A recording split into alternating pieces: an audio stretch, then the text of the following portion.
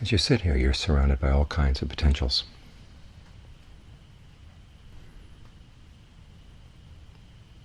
You've got the breath, which has a potential for pleasure or pain. All kinds of potential thoughts, sounds you could focus on.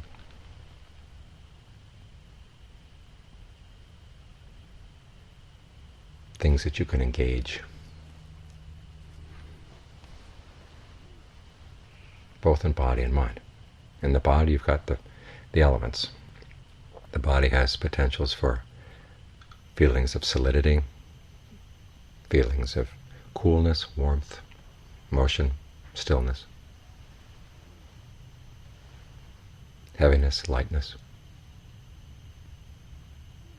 All kinds of potentials. And the question is, what are you going to make of them? Which ones you're going to choose to focus on? And why?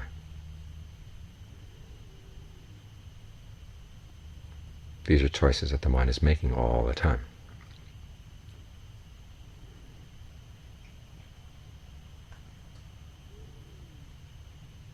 And the lesson in the Buddha's teachings is that you can learn how to be skillful in your choices. For instance, here with the breath. You can really make something out of the breath. Strong states of concentration, sense of bliss, ease, equanimity, stillness. There's that potential.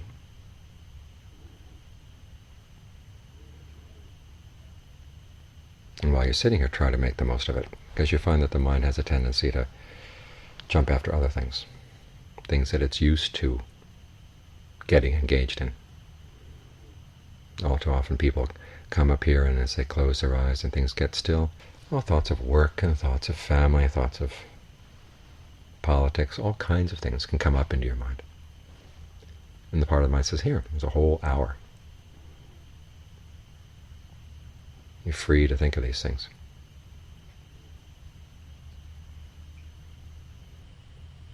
And you may get some good out of getting engaged with them.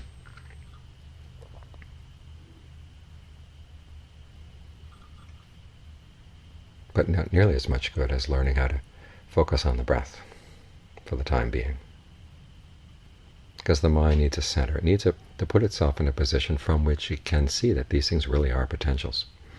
So many times a particular thought consumes the mind. You don't see any way out of it. Or a particular sensation consumes the body, and you don't see any way out of it.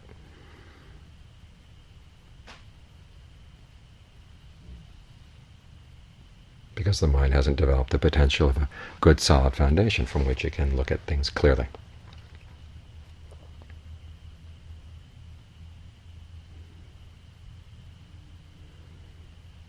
So develop that potential first. And as for other things that you usually like to get engaged with, just let them be for the time being. Learn how not to get engaged to them. This is a very important skill, how to pull yourself out. I think I've told the story before, the time when I was teaching in Chiang Mai as a layperson. I learned Thai boxing. And the first lesson they teach you in Thai boxing is not how to hit your opponent with your elbow or your knee or make those great roundhouse kicks. It's how to back off, how to extricate yourself. Once you know how to pull out, then you can choose when to go in. And if you see things are getting bad, you can pull out again.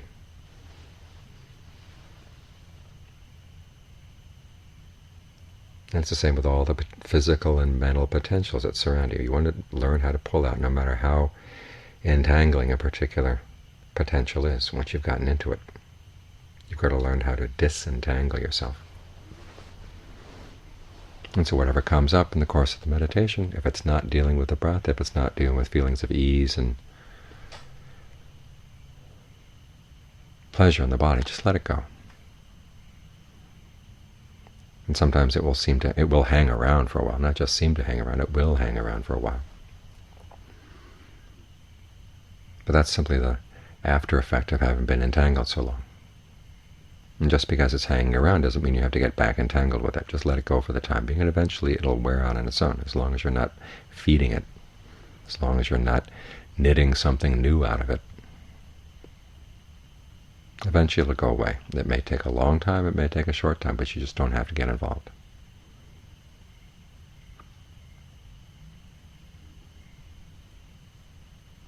The whole purpose of this is so that you can start seeing how much you really do knit together your experience of the present moment, or of the past, or of the future. It's your knitting. We tend to think of the present moment, the things we see and experience both outside and inside the body, simply as a given that we have to react to. But as the mind gets more and more still, you begin to realize that the given is a potential. There's a potential for a sensation of form. There's a potential for a sensation of feeling, pleasure or pain, and for perception, and for thought constructs, and even for consciousness. And that potential just sits there kind of buzzing, but not really doing anything until you get involved. And we're so used to getting involved that we tend to forget that we have these choices.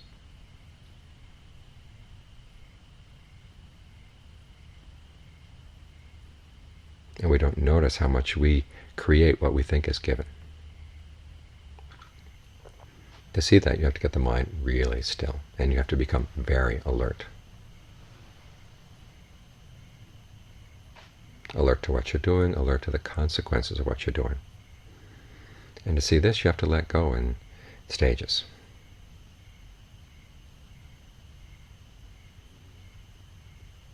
First you let go of getting involved in the really blatant and coarse things, and then you begin to sense the more subtle levels of action and intention and choice that you're engaged in, and the type of reality that that creates. When you see it, the intention in action, and you see the stress that it's causing, then you can drop it. And you settle down to a new level. And then you watch there for a while until you begin to detect the motions of the mind, getting engaged in more subtle potentials.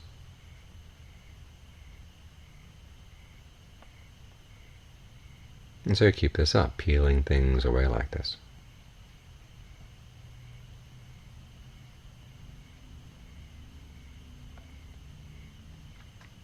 This is how you let go.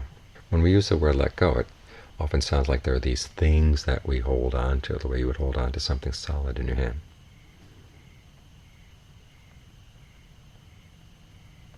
But as you get more and more sensitive to your own actions, your own intentions and choices, you begin to realize that even solidity is something you've created out of a potential. You haven't created out of whole cloth, but you create your experience of it. It's a fabrication.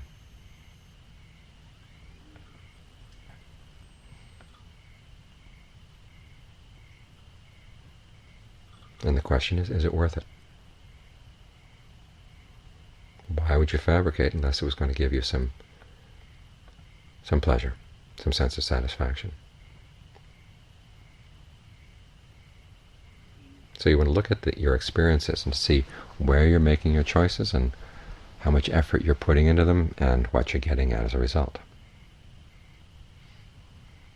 And then let go. Letting go here means that you just disengage when you see that the results aren't worth the effort.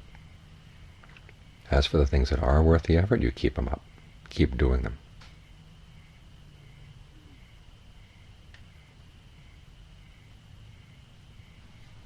Until they've done for you what they can. This is the path.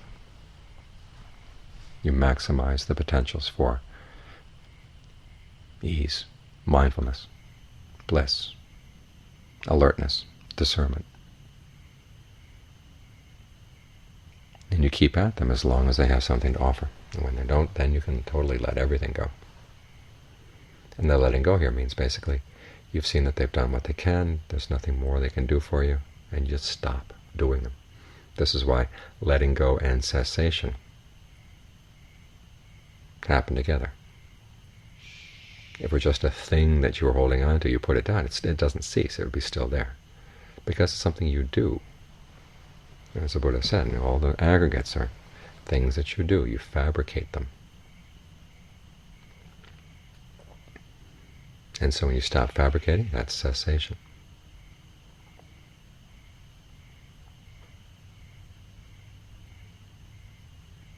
So this is an important issue in your meditation, is seeing the potentials, seeing them as potentials.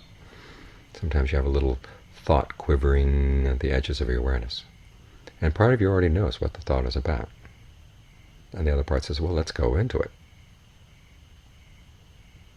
That's what the Buddha says. It talks when he mentions things being enticing. The potential is there, and you've explored it before, and you think, well, this must be something worth going into.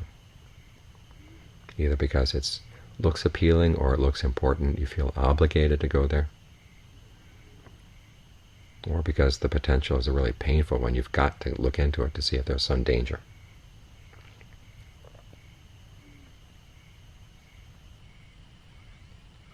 And so as you meditate, you learn to question those imperatives, that you've got to look into this, you've got to look into that, or you feel attracted to this or attracted to that. Learn how to stop yourself before you really get involved in the potential. And learn to recognize which potentials really are worth developing, and which ones you just don't touch.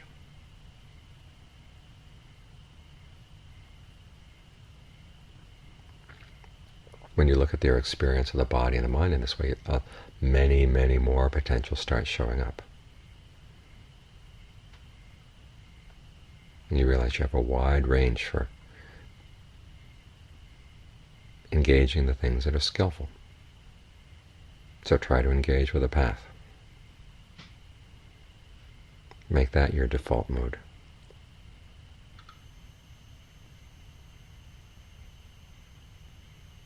When there are unpleasant feelings in the body,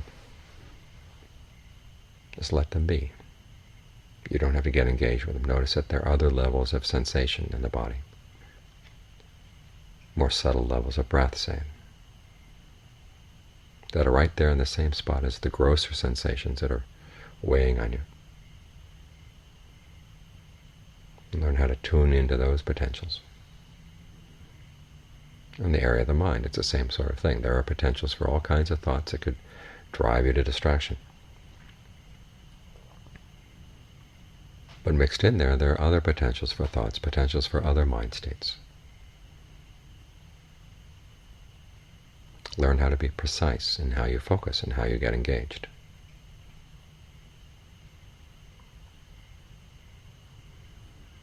And you see that you can take these aggregates that you've been carrying around and you can turn them into a path.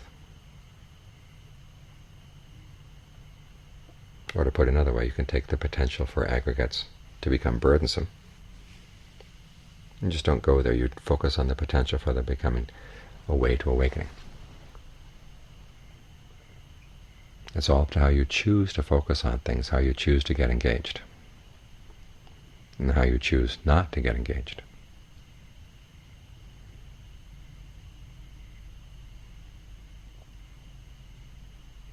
So try to see your present experience less as a given and more as a wide range of potentials.